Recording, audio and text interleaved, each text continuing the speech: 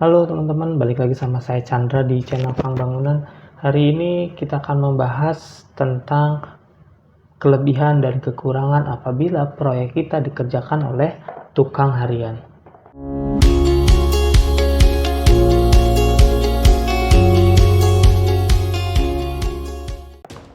Yang dimaksud tukang harian adalah tukang yang kita bayar kepada mereka berdasarkan jumlah hari atau jumlah jam yang mereka bekerja pada proyek kita.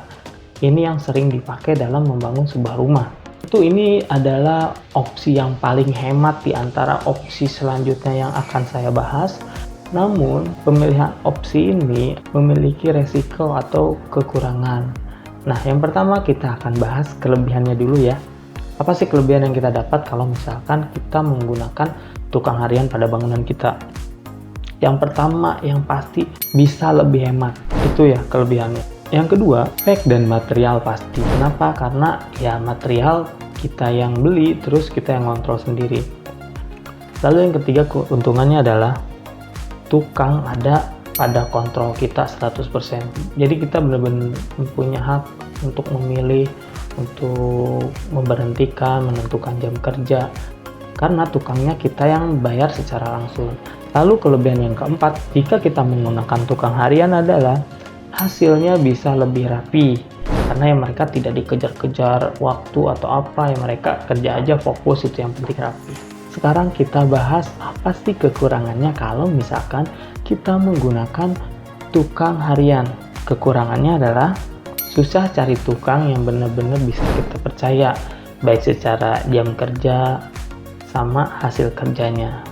Nah, kalaupun ada, tentu kita bakalan menunggu atau antri, karena biasanya tukang yang bagus itu mereka kerjanya juga banyak. Atau tukang yang bagus itu biasanya sudah dipelihara sama si kontraktor. Jadi akan susah kalau misalkan kita cari tukang yang bagus. Tentu si tukang ini akan lebih memilih tempat bekerja yang memang mereka pasti bakal terus-menerus bekerja dibandingkan di kita yang kalau misalkan pekerjaan kita selesai, misalkan 3 bulan, 6 bulan selesai, maka mereka nggak kerja sama kita lagi, mereka bingung nih cari kerja lagi. Maka ada beberapa tukang yang lebih memilih mereka kerja pada kontraktor. Lalu kekurangan kalau misalkan kita pakai tukang harian adalah harus kita awasi. Nah, kenapa sih kita harus di lapangan ketika kita menggunakan tukang harian? Supaya apa? Supaya kita juga menjaga rasa semangat tukang. Dengan adanya kita di lokasi itu secara tidak langsung akan membuat tukang lebih semangat kerja dan hasilnya lebih efektif. Tentu juga akan mengurangi resiko-resiko kesalahan atau salah paham. Lalu yang kekurangan yang ketiga adalah material harus kita beli sendiri. Ketika kita memutuskan untuk memakai tukang harian, maka yang akan beli material adalah kita pastinya. Kalaupun kita menyuruh tukang, tentu yang akan membayar material kita juga gitu. Dan tentu kita akan direpotkan dalam pembelian barang ini. Lalu selanjutnya kita akan dipusingkan mungkin dengan adanya drama tukang. Ketika kita memakai tukang harian, maka kita akan menikmati tuh drama-drama tukang, seperti tukang yang datangnya siang, terus tukang yang dikit-dikit pengen pulang kampung, dikit-dikit pengen libur, sedangkan kerjaan masih banyak. Itu banyak kejadian seperti. Lalu ada juga tuh tukang yang memang kerja di awal semangat, tak. Baru udah sebulan semangatnya menurun ya, males, udah mulai males gitu ya. Udah kayak aduh gak jelas nih arahnya mau kemana. Lalu ada juga yang saling menjelekan antar tukang. Nah ini kan bahaya ya, tapi sering terjadi. Mereka saling jelekin ke kita lah, kita sebagai pemilik rumah atau pemberi kerja kan bingung nih. Sedangkan kita perlu mereka dua-duanya, tapi mereka tidak dapat bekerja sama atau berkoordinasi pada proyek kita. Nah ini akan menguras otak kita gitu loh. Lalu selanjutnya ada yang namanya tukang kasbon.